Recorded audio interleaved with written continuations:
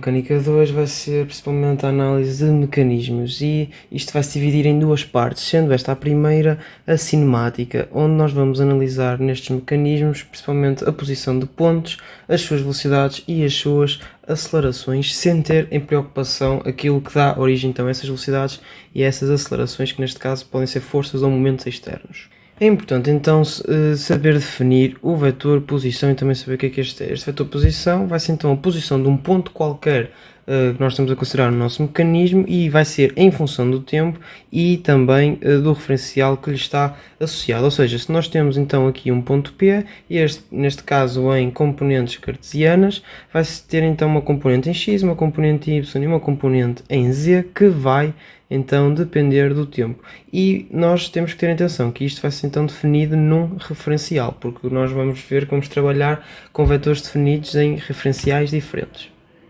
Para perceber o vetor posição, vamos aqui ver este disco que está a rolar então em torno do seu centro, que vamos dizer por exemplo que é O, e eu quero definir o vetor posição deste ponto P em função do tempo. Repara que este disco está a rodar e ele roda segundo esta variação, ou seja, nós temos aqui o ponto P e se nós definirmos uma reta OP, o ângulo que esta vai fazer com este eixo X vai ser dado por uma função θt, que vai ser a variação deste ângulo então em ordem ao tempo.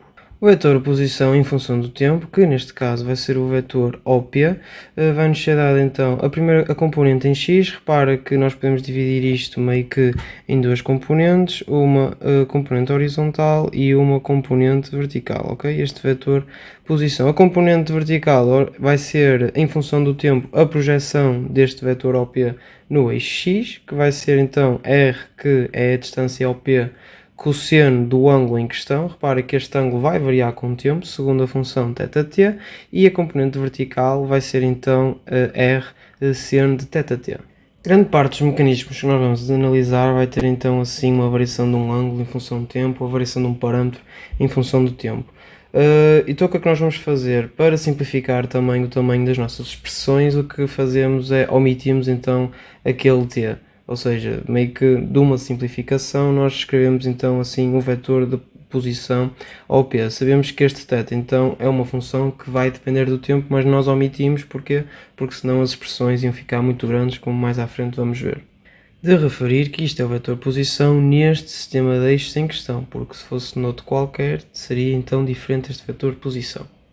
De seguida é importante ter noção do que é o vetor velocidade, e repara que este também vai depender do tempo.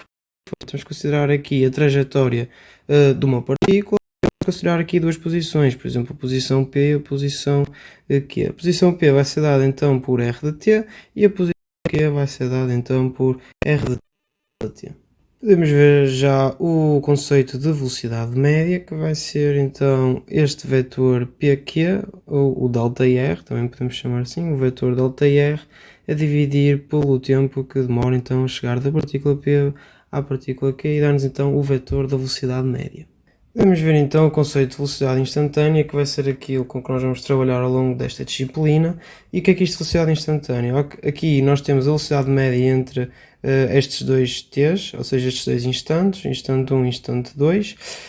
A velocidade instantânea é aqui neste instante t, o ponto vai ter então aqui esta velocidade. No instante q, o ponto vai ter então aqui esta velocidade. Isto é a velocidade instantânea, que é aquilo que nós vamos aprender então a determinar. Repara, a velocidade instantânea, a definição vai ser, é como se fosse a velocidade média, mas nós vamos definir intervalos de tempo muito pequenos, ou seja, instantaneamente aqui neste ponto. Para isso nós vamos tirar então o limite disto, quando o ΔT tende para zero, ok? Então nós sabemos que vamos ter que aplicar a cada componente. Vamos fazer para a componente em x. O limite ΔT quando tende para zero, se é x de q menos x de p, temos aqui então as respectivas parcelas a dividir por ΔT. Nós sabemos que isto é a definição da derivada aqui desta função.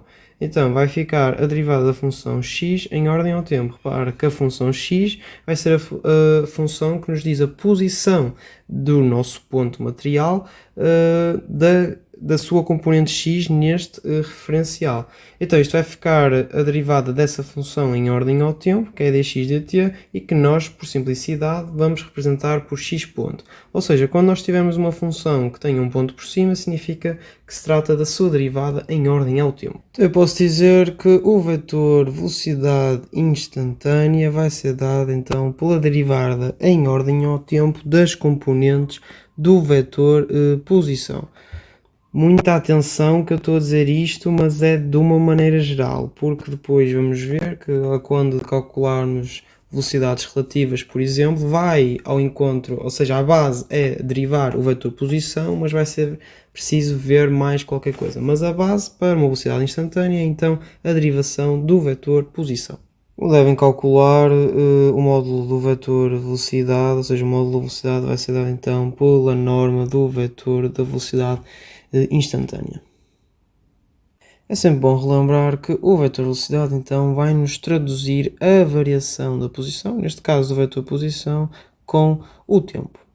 Vamos voltar ao nosso caso do disco que roda em torno do ponto O. Já tínhamos definido o vetor posição e eu quero saber agora o vetor da velocidade instantânea. Então o que vamos fazer é derivar cada uma das suas componentes. Ora bem, o R é uma constante fica. Depois temos que derivar cosseno de θ, mas lembre-se que θ é uma função que depende do tempo, ou seja, ela vai ter a sua derivada, e sabemos que a sua derivada em ordem ao tempo vai ser então θ ponto. Então nós, para derivarmos isto, sabemos que é a derivada do argumento, fica então θ ponto, e a derivada então depois de cosseno de alfa vai ser menos seno de alfa, então metemos menos seno de θ. De maneira idêntica, calculamos então a componente em y da velocidade instantânea. Na mesma aparece aqui o θ ponto, que é a derivada do argumento, a multiplicar então por cosseno de θ.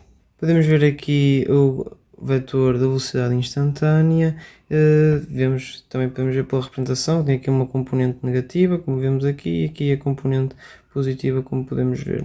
Uma coisa muito importante acerca do vetor da velocidade instantânea, e este vai ser sempre tangente à trajetória. Ou seja, eu sei que este ponto vai seguir então aqui esta trajetória deste círculo. Por exemplo, aqui nesta posição, o vetor velocidade instantânea ia ser então desta maneira, ou seja, tangente à trajetória.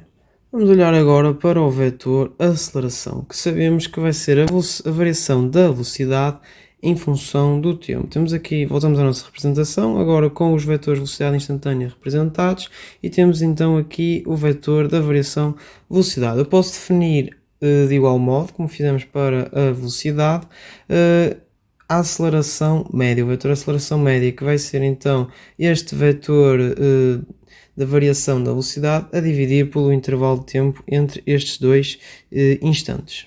Mais uma vez o nosso foco vai residir então na aceleração instantânea. Esta vai ser calculada da mesma maneira, vamos fazer que este intervalo Δt tende para zero e vamos então ver aqui para a componente x. A aceleração instantânea na componente x vai ser então este limite, repara que é este ΔV, o ΔV vai ser este V subtrair por este, e a componente x vai ser então x ponto, como nós tínhamos visto ainda há bocado, que v de t é dado então por x ponto, y ponto, z ponto. Então vai ficar assim desta maneira. Nós sabemos que isto vai equivaler à derivada de x ponto em função a t, ficando então assim desta maneira. Esta nomenclatura significa que é a derivada da função x em ordem ao tempo duas vezes, ou seja, vamos derivar em ordem ao tempo duas vezes, o que significa então aqui estes dois pontos. Assim podemos dizer de uma maneira geral, e eu estou a dizer aqui de uma maneira geral porque depois vamos ver que não vai ser assim tão linear quanto isso, mas vai ser sempre a mesma base. Vamos dizer que a aceleração instantânea vai ser então, as suas componentes vai ser derivada da segunda ordem das componentes, neste caso do vetor posição, que se lembram que era x, y, z. De outro modo, podemos dizer também que é a derivada do vetor velocidade em ordem ao tempo. É tudo no vídeo de hoje, espero que tenham aprendido mais alguma coisa e até à próxima aula.